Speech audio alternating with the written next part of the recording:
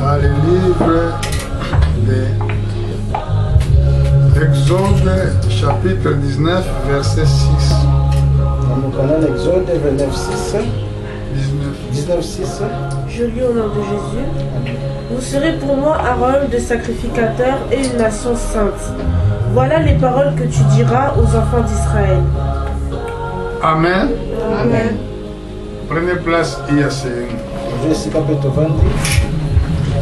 Je salue mes frères dans le monde, dans le nom puissant de Jésus-Christ. Nous sommes venus cet après-midi pour parler de Jésus-Christ.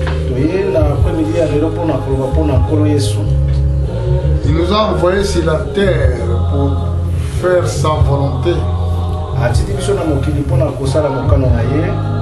Ici, quand les enfants d'Israël sont sortis dans le pays d'Égypte, pendant qu'ils marchaient dans le désert, ils sont arrivés dans l'endroit qu'on appelle montagne de Sinaï.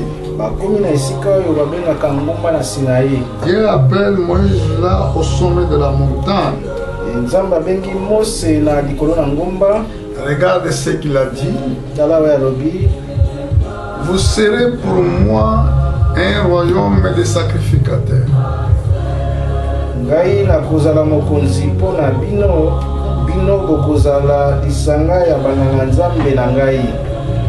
Une nation sainte. Voilà les paroles que tu diras aux enfants d'Israël. Je voulais bien que vous me suivez dans ce point-là. Une nation sainte. Voilà les paroles que tu diras aux enfants d'Israël.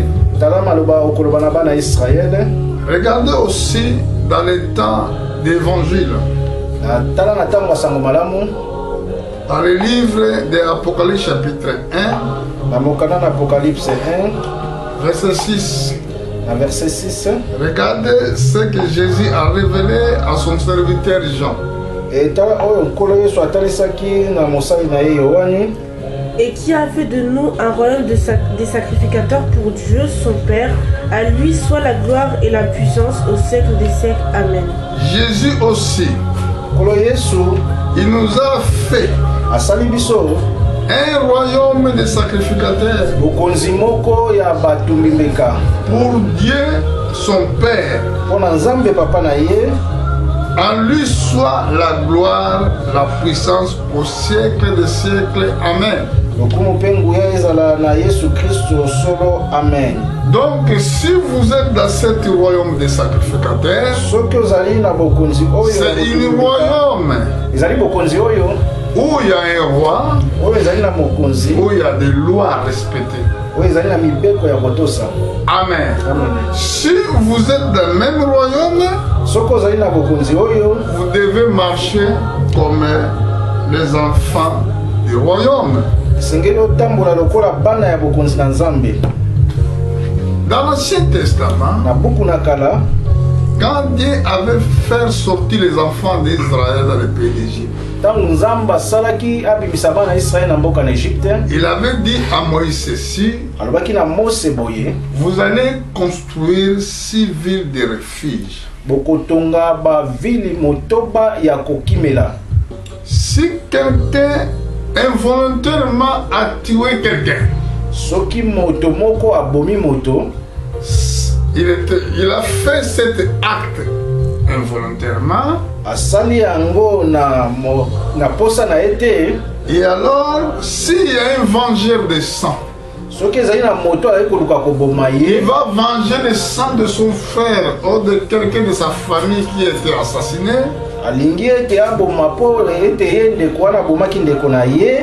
Alors, lui qui avait tué frère de quelqu'un, il va fuir dans les villes de refuge.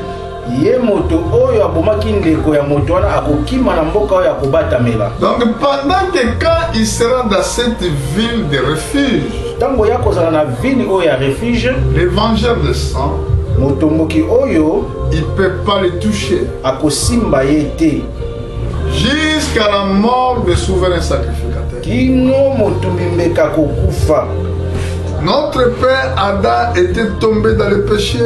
Et papa na biso Adam akweyaki na lisumu. Notre mère Ève, il avait tombé dans le péché. Ève pe akweyaki na lisumu. Maintenant Satan, il est devenu vengeur de sang. Satana akomi motoyo azali koluka koboma. Celui-là, il veut nous tuer. Ye alingi koboma biso. Parce que ça a été dit, tu mangeras les poussières tous les jours de ta vie. Ote komamaki to kolia putulu mikolo nyonso ya bomo ina yo. Et ces poussières, c'est nous. Et putulu wana ezali biso. Parce que nous sommes tirés dans la poussière. Ote tozwami na putulu. Et nous allons retourner dans les poussières. Pe tokozonga na putulu. Alors pendant que vengeur de sang cherche et détruit nos vies. Tango moto azokoluka koboma bomo ina biso. Bon, c'est là ce que nous disons dans les livres de Nombre, c'était l'ombre des choses à venir. Parce qu'il y a 6 villes de refuge. Dans les 7 villes de refuge, si toi tu avais tué quelqu'un, tu es persécuté à un vengeur de sang. Maintenant tu dois fuir dans cette ville.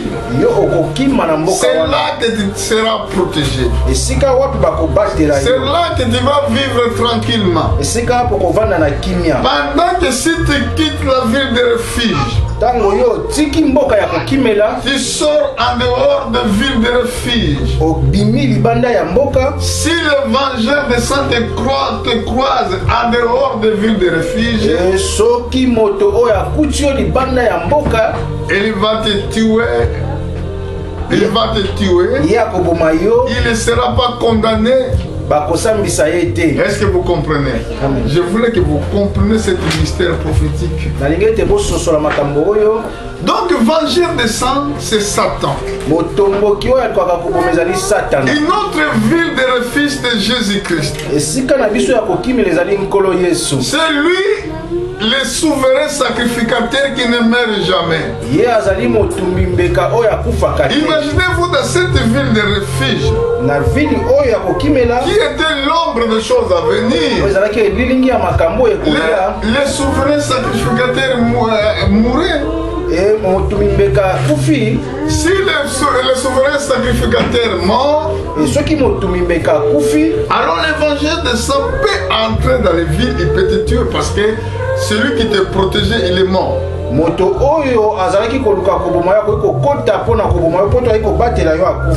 nous avons un souverain sacrificateur. Il vit au siècle des siècles. Il est éternel. Pendant que nous sommes dans cette ville de refuge, même dans ta famille, il y a des sorciers. Même il y a des magiciens. Les magiciens écoutent la parole de Dieu. Les sorciers écoutent la parole de Dieu. Pendant que nous sommes dans les ville de refuge, l'évangile de sang ne peut rien faire. Mais si l'évangile de sang il te trouve en dehors de la ville de refuge, il va te tuer. Il ne sera pas condamné. Qu'est-ce qu'il voulait dire ça? Ça veut dire nous sommes seulement en protection en Christ. Pendant que nous avons un royaume de sacrificateurs, la règle est que vous devez marcher selon la loi de cette ville de refuge.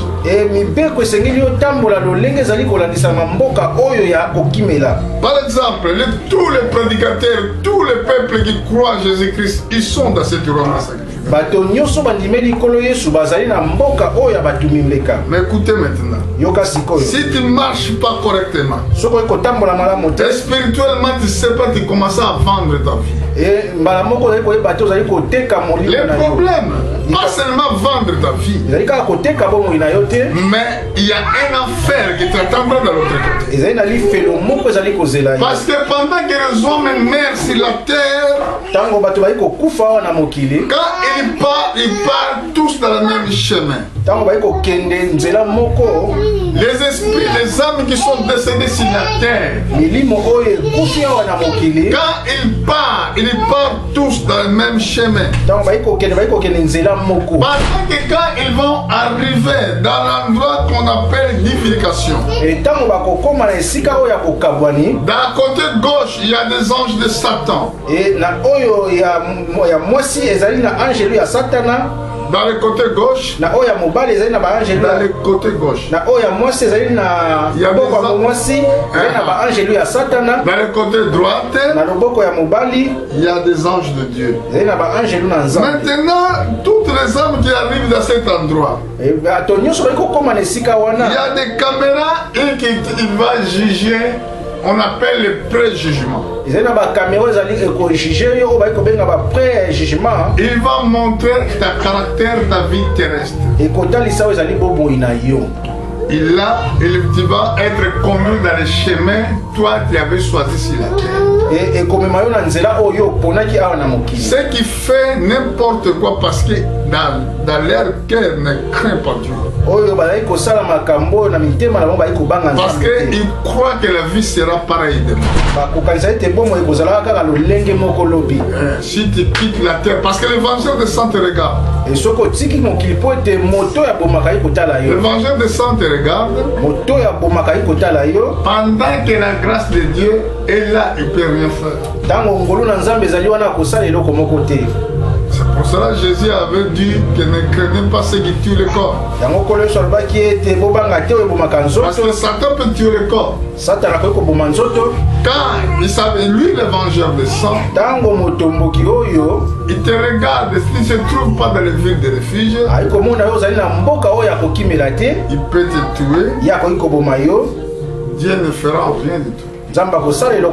C'est pour cela, vous les enfants, vous le peuple de Dieu partout dans le monde, vous devez avoir un comportement digne devant Dieu. Vous devez marcher dignement devant sa parole. Moi je ne vous donne pas la loi, mais je vous montre ce qui peut être grave dans votre vie une fois que vous ne respectez pas la parole de Dieu. Regardez par exemple dans le livre de Lévitique chapitre 21. Un enfant de Dieu, un enfant de sacrificateur, comment il doit marcher?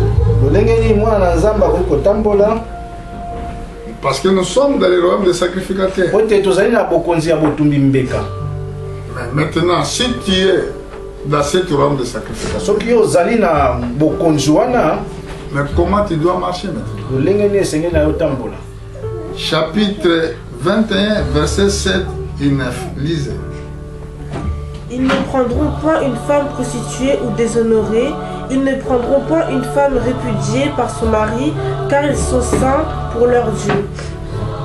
Si la fille d'un sacrificateur se déshonore en se prostituant, elle déshonore son père, elle sera brûlée au feu. Là, c'était dans le temps de loi. Nous montons vers verset 13 à 15. Lisez bien les Écritures. Il prendra pour femme une vierge. Il ne prendra ni une veuve, ni une femme répudiée, ni une femme déshonorée ou prostituée, mais il prendra pour femme une vierge parmi son peuple. Il déshonorera point sa postérité parmi son peuple, car je suis l'Éternel qui le sanctifie. Maintenant, dans le royaume des sacrificateurs, il y a ceux qui servaient dans les sacrificatures. Et nous sommes des sacrificateurs maintenant dans le temps de la fin. Je vais avoir femme et les enfants. Mais regardez, avant les sacrificateurs se marier, je parle aujourd'hui parce qu'à de fois quand nous sommes mariés, nous étions connus d'autres vies autrefois.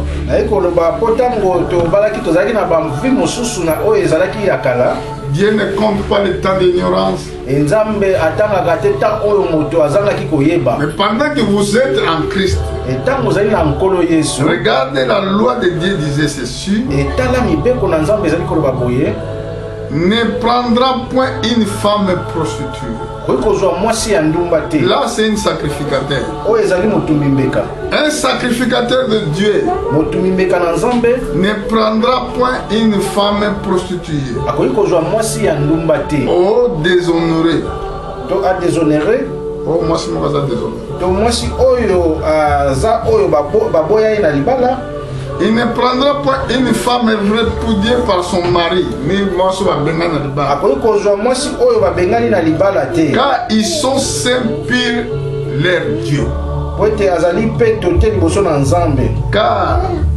Car ils sont saints pour leur Dieu. Donc les sacrificateurs, ils sont saints pour leur Dieu.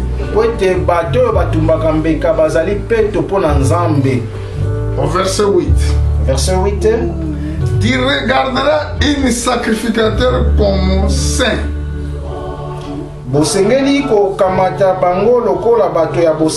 Car il offre aliment de ton Dieu.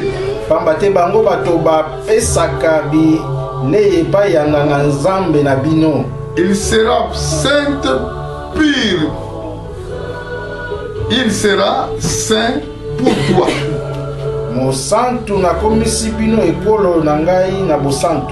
Car je suis saint, moi l'Éternel, qui vous sanctifie.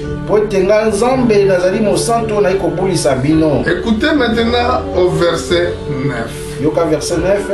Si la fille d'un sacrificateur se déshonore, il se prostitue.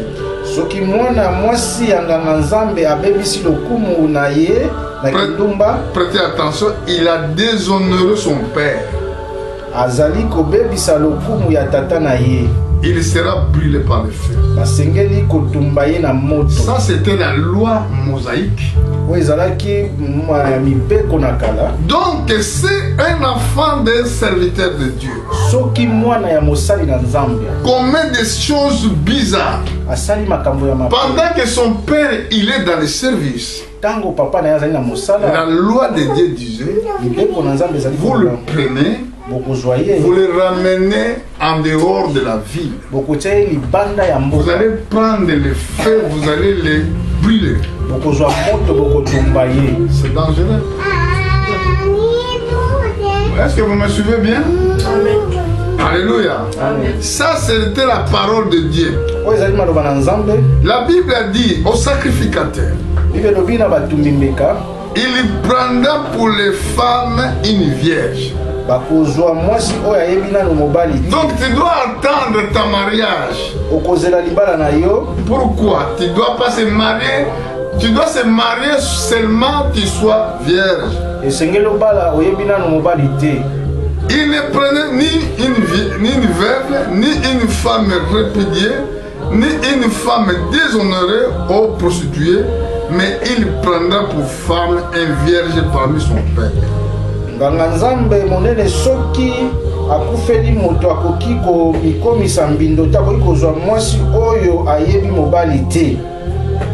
Il déshonorera point sa postérité parmi son peuple, car je suis éternel qui les sanctifie.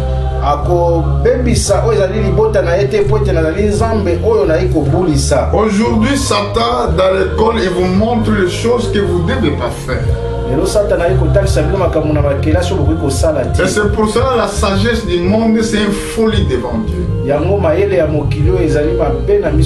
Parce qu'il vous jette, il jette votre âme pour vous ramener en enfer.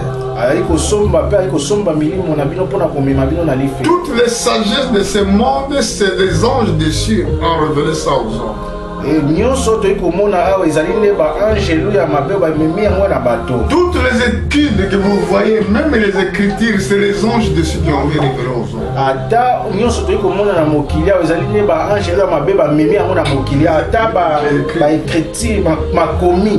Quand j'étudie le livre de Enoch, c'est là que j'avais bien compris que même les vents, ils sont des esprits. C'est pour cela que Jésus-Christ avait même le pouvoir de parler aux esprits, au vent, le vent l'écoutait.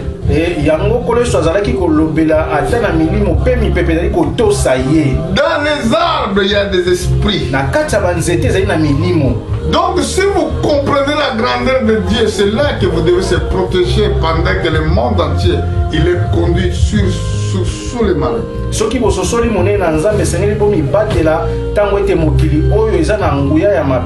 Amen.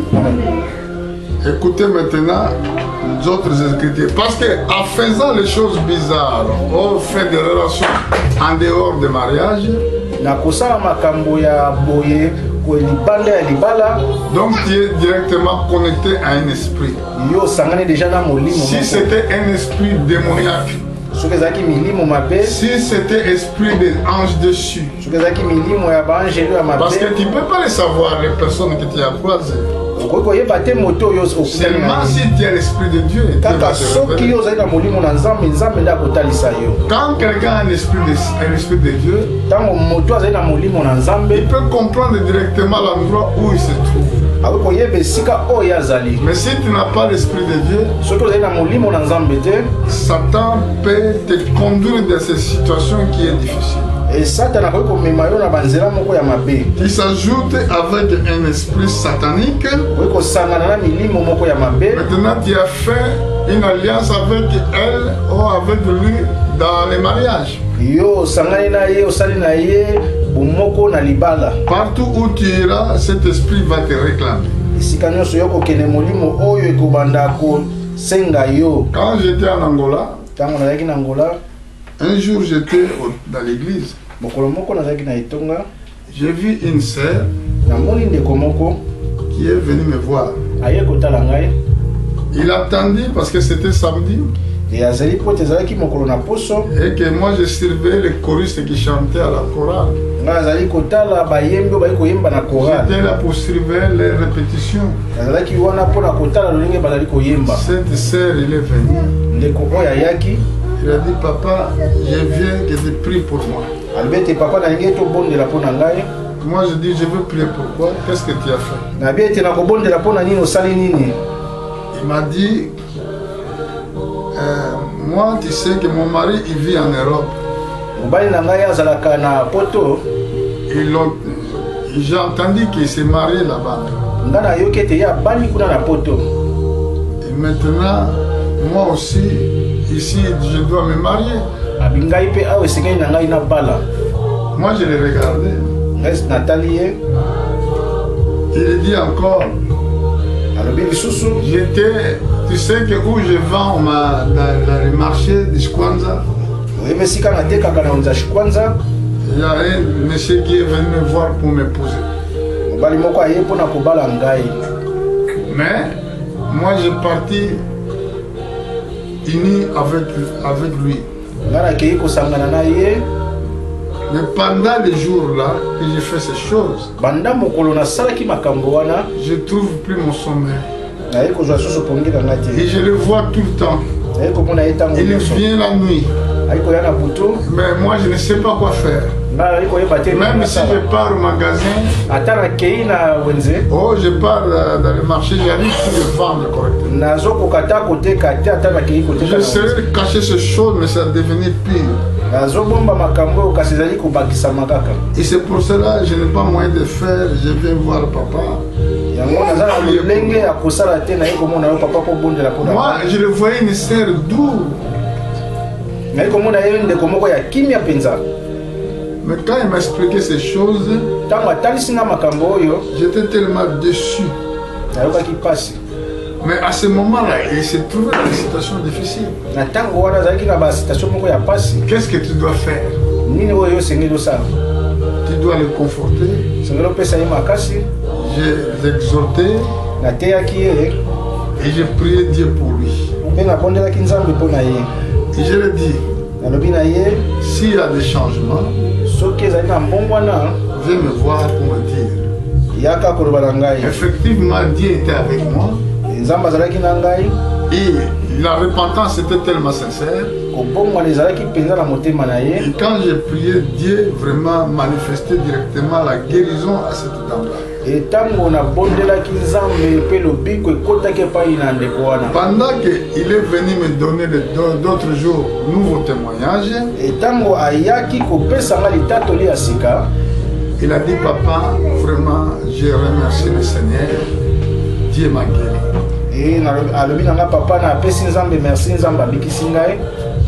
Moi je dis, allez, ne pêche plus.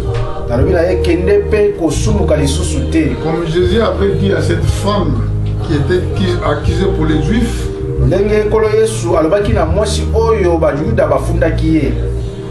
voulez le tuer parce qu'ils l'ont frappé en flagrant délit. Ils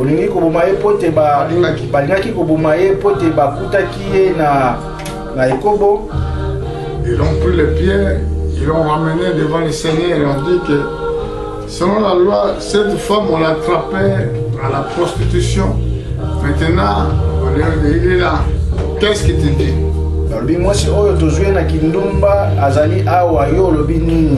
Jésus le regardait, il regardait et dit, celui qui n'a jamais péché, il commence d'abord à lancer les pierres. Et à ce moment-là, tous ils sont reconnus qu'ils sont coupables. Ils l'ont laissé seul. Jésus, en regardant aussi, il a vu que la femme était tout seule. Il a demandé où ils sont tes accusateurs. La femme il a répondu qu'ils sont tous partis. Jésus lui dit, moi aussi je te condamne pas, mais va, tu ne pêches plus. Amen. Est-ce que vous comprenez? Donc c'est comme cela que Jésus avait répondu. Et nous allons regarder quelque chose pour finir. Je suis dans le livre de 1 Corinthiens au chapitre 6. Regardez ce que la Bible nous dit. Tu commences vers verset 15 jusqu'à verset 20. Ne savez-vous pas que vos corps sont des membres de Christ? Prendrais-je donc les membres de Christ pour en faire les membres d'une prostituée? Loin de là, ne savez-vous pas que celui qui s'attache à la prostituée est un seul corps avec elle? Car il est-il dit, les deux deviendront une seule chair. Je continue. Mais celui-ci qui s'attache au Seigneur est avec lui un seul esprit. Fuyez l'impudicité, quelqu'un autre pécha qu'un homme commette ce péché est hors du corps. Mais celui qui se livre à l'impudicité pêche contre son propre corps. Amen. Amen. Je vois que vous ne lisez pas la Bible. La Bible a déclaré ici. Ne savez-vous pas que vos corps sont les membres de Christ? Prendez-je donc les membres de Christ pour les faire les membres d'un prostitué? Ton corps là, c'est membre de Christ. Donc ça veut dire que tu ne peux pas s'ajouter à quelqu'un d'autre sans mariage. Parce que ton corps est membre de Christ. La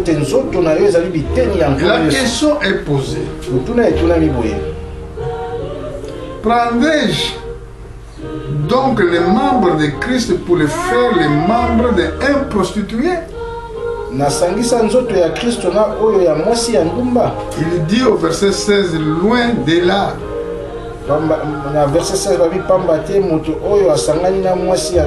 Loin de là.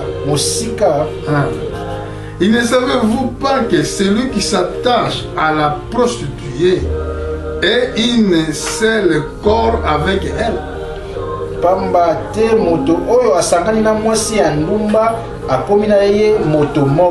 Car il était dit, les deux deviendront un seul chair.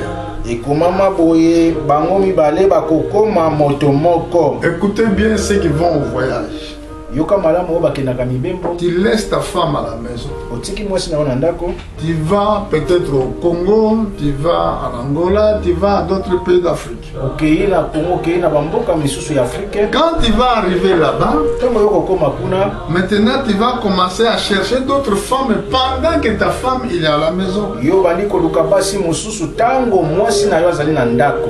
Tu commençais à se unir avec elle. Directement tu commences à faire les femmes la même corps avec toi. Même personne ta vie. Mais spirituellement vous êtes devenus même corps. Donc dans le monde des ténèbres, ils vont reconnaître qu'un tel là c'est une femme de quelqu'un.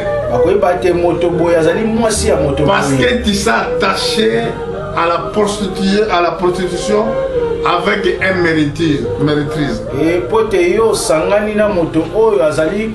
C'est pour cela ces choses-là, dans l'église de Dieu, ne les acceptons pas. Et les enfants de Dieu ne peuvent pas avoir un comportement comme ça. Et ça arrive que si la vie de cet homme ou de cette femme-là c'était mauvaise, ça peut influencer ton futur. Aujourd'hui, beaucoup de gens quittent leur famille. Oh, dans notre famille, il y a des sorciers. Dans notre famille, il y a des problèmes. Est-ce que tu connais la vie que tu as menée autrefois?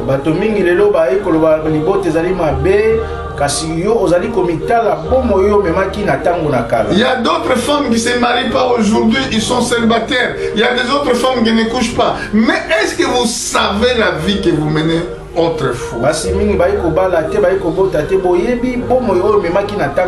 as contacté un magicien, il a pris tous les enfants que Dieu avait prévus pour toi, il a vendu dans le monde des ténèbres. Et maintenant, tu n'as plus les enfants. Tu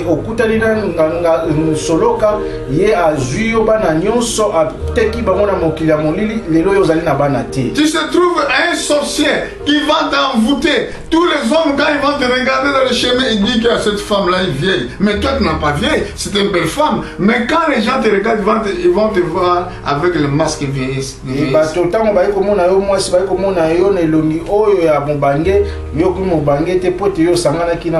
Et c'est pour cela ici c'est écrit. Loin de là, ne savez-vous pas, celui qui s'attache à la prostituée a un seul corps avec elle. Car il est dit, les deux deviendront un seul chair. Verset 16, Pambate, moto oyo asangani na mwasi ya ndumba akomi na ye moto moko. Ekomama boye bango mibale bakokoma moto moko. Mais celui qui s'attache au Seigneur est avec lui un seul esprit. Kasi oyo asangani na nkolo akomi na ye molimo moko. Quand vous attachez avec le Seigneur, vous devenez même esprit. Comment vous devez s'attacher avec le Seigneur? Dans la parole de Dieu, dans les prières, là tu s'attaches avec le Seigneur. Et suivez verset 18. Fouillez impudicité. Quelques autres péchés que l'homme commet. Ce péché est en dehors du corps. Mais celui qui se livre à l'impudicité pêche contre son propre corps. Masumu mosusu nyonso oyo moto akoki kosala ebebisaka nzoto na ete kasi moto oyo amipesi na kindumba azali kobebisa nzoto na ye moko. Donc d'autres péchés. Masumu mosusu peut-être penser mal. Peut-être répondre mal, je ne sais pas, d'autres péchés. Mais c'est des péchés qui sont en dehors du corps. Mais donc, il n'y a aucune influence dans ton corps. Mais l'impudicité, c'est le péché qui tague directement ton corps. Donc celui qui se livre de ce péché-là, il détruit totalement son corps. C'est pour ça que le monde d'aujourd'hui se trouve dans le péché. À cause de l'union des serpents anciens avec notre mère Ève. C'est pour ça que nous mourions aujourd'hui. Dieu nous a créés pour avoir la vie. Mais à cause des péchés là que les hommes ne veulent pas qu'on révèle ça. Et c'est pour cela que le monde souffre aujourd'hui. Parce que l'impudicité c'est un péché que l'homme fait dans son propre corps. Et Satan, il attaque souvent les jeunes filles. Parce qu'ils ne savent pas ces choses. Et pour les profiter de les détruire quand ils sont encore dans la maison de leurs parents. Afin de compromettre leur vie dans le futur. Et la Bible a dit au verset 19, ne savez-vous pas que votre corps est temple du Saint-Esprit, qui est vous, que vous avez reçu de Dieu et que vous avez appartenu point à vous-même.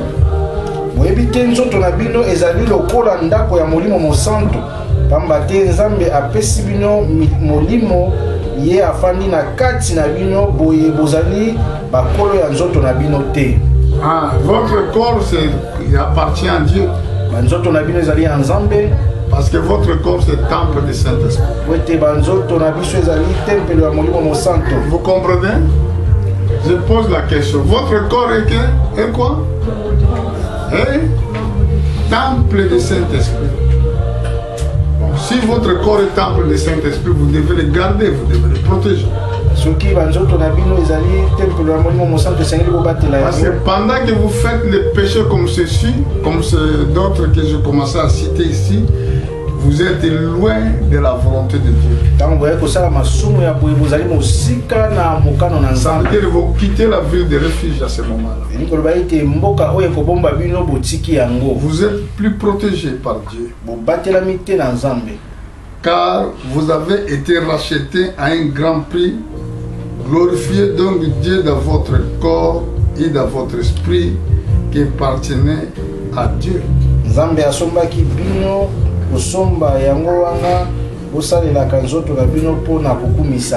Vous avez bien entendu?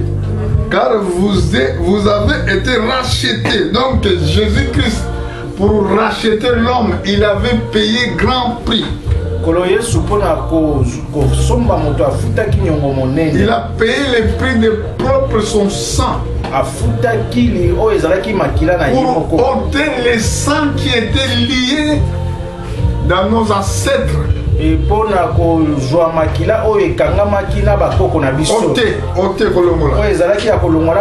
Parce que le salut c'est quoi? Le sang qui coulait dans notre corps. Oh, parce que notre âme se trouve dans notre sang. Jésus-Christ, il a payé le grand prix pour te racheter. Ça veut dire, vous voyez le mot racheter, ça veut dire racheter quelque chose qui était en toi mais tu viens de le perdre. Et maintenant, l'ancien propriétaire vient réclamer ça, il a racheté ce qu'il avait perdu autrefois. Et l'ancien propriétaire a à notre acceptation de la parole de Jésus-Christ,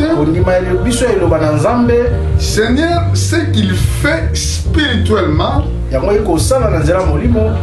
ôte la nature qui était nature adamique. Il nous donne la nature des enfants de Dieu. C'est pour cela, dans les prières de notre Père, Il avait dit, et que ta volonté qui se fait au ciel, soit faite sur la terre la volonté de Dieu qui se fait au ciel. Dans le livre de Jean chapitre 1 verset 11, il a dit tout ce qu'on reçu, il a donné le pouvoir de devenir les enfants de Dieu. Suivez-moi,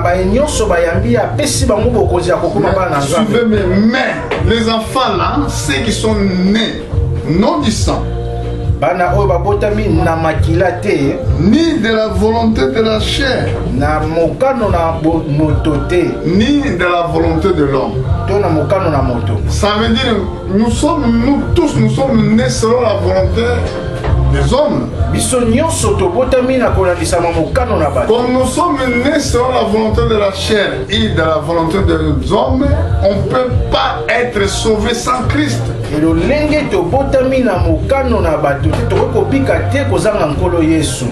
Donc, quand nous acceptons Jésus-Christ, il va transformer notre nature adamique pour être les enfants de Dieu. Nous devons vivre pas comme nous avons vécu autrefois.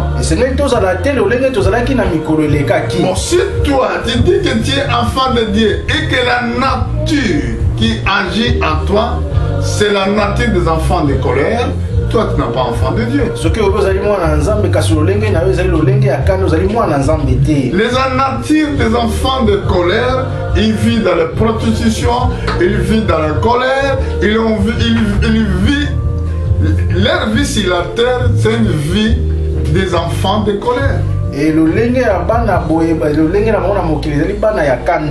J'avais déjà pressé les enfants de colère. C'était semaine dernière, je crois. Vous avez entendu les enfants de colère comme ils sont. Ça veut dire qu'ils vivent, mais ils sont réservés pour la colère de Dieu dans le futur. Parce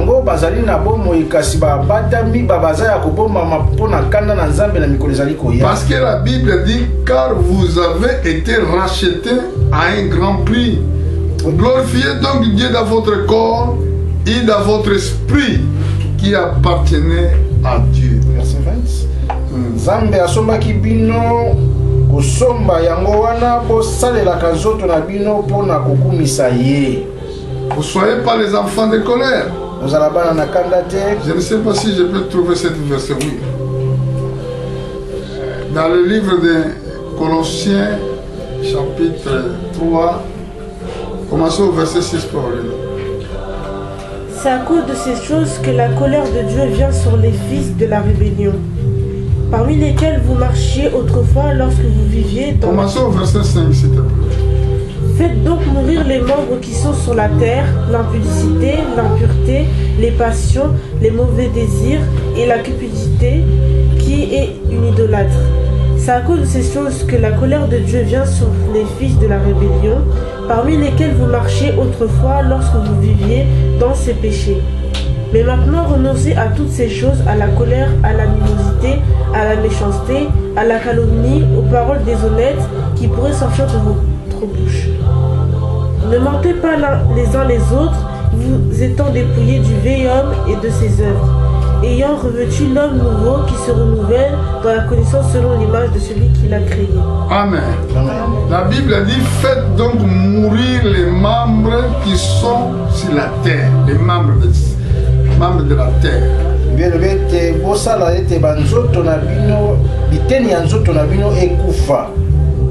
Quand il parle des membres qui doivent mourir,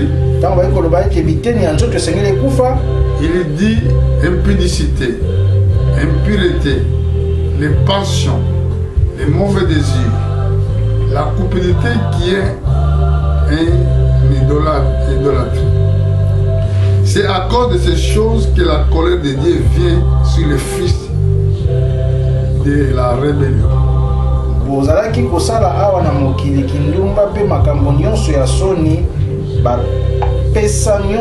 baposa nyonso ya mabe pe lokoso ya mbongo pamba te bato mosusu bamonaka mbongo lokola nzambe na bango. Ce C'est les enfants de rébellion qui se comportent comme ça. Et nous sommes les enfants de Dieu. Nous avons à voir la nature divine. Nature de Dieu. Marcher selon la volonté de Dieu. Bon, l'autre fois, là il parle des païens, mais surtout quand nous disons à nous-mêmes ici, ça veut dire que nous avons vécu la vie de Dieu depuis notre naissance.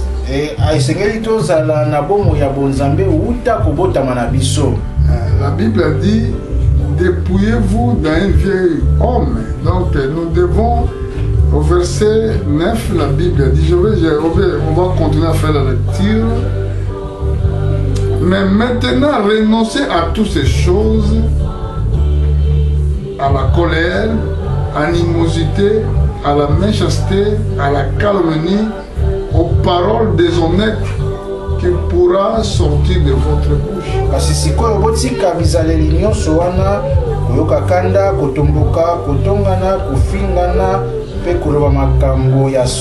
Il y a des gens où ils sont, ils parlent seulement des paroles mauvaises.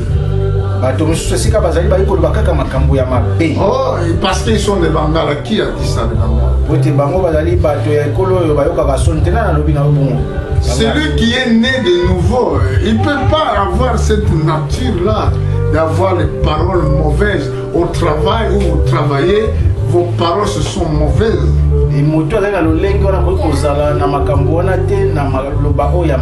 Une femme mariée mais se participe où les gens parlent de mauvaises choses. Elle aussi, elle est là pour écouter ces mauvaises choses.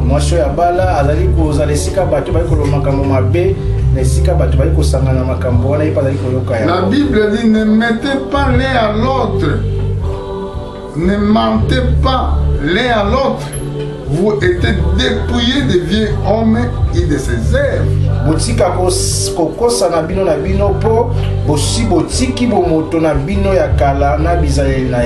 Il y a des gens, ils sont des véritables menteurs numéro 1. Ils n'ont même pas honte. Ça veut dire qu'ils ne croient pas. Ils n'ont pas la crainte de Dieu. Parce que si tu mens beaucoup, tu es fils de diable. Jésus appelle Satan père des mensonges. Jean chapitre 8 verset 44.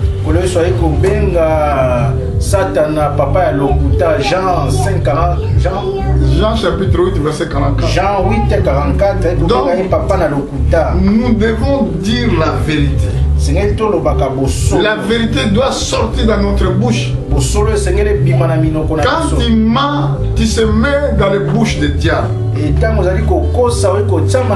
c'est là qui bloque la vie des croyants parce qu'ils demandent et Dieu ne répond pas. Dieu ne peut pas répondre à un pécheur.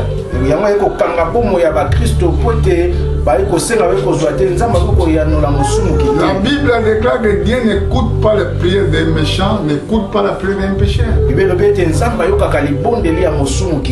Tu peux venir chaque fois devant le pasteur, le pasteur prie pour moi, pasteur ne peut rien faire. Ta vie d'abord doit changer.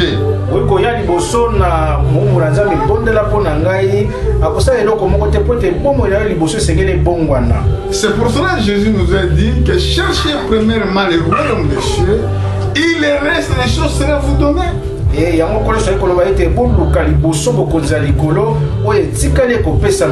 Si vous voulez voir le royaume, si vous voulez voir la bénédiction dans vos vies, première chose à faire, cherchez premièrement le royaume. Essayez d'abandonner les mauvaises vies, les sentiments mondains. Si vous avez les sentiments mondains, vous êtes encore en dehors des villes de la protection. Parce que le comportement de ceux qui ont revêtu Christ,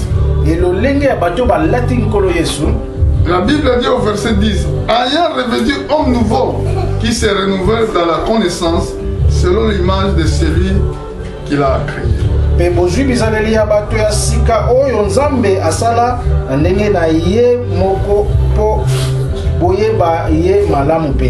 Vous avez revêtu Christ. Marchez selon la volonté de Dieu. Priez Dieu tous les jours. Le convoitise peut à s'approcher devant vos vies. Parce que vous ne priez pas assez.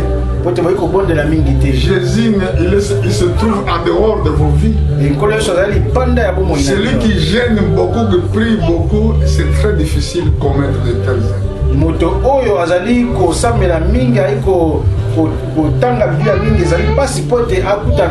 Par exemple, moi, des fois je fais chaque semaine, je prie, je marche seulement le soir. Mais comment Satan va s'approcher? La nuit, je donne mon temps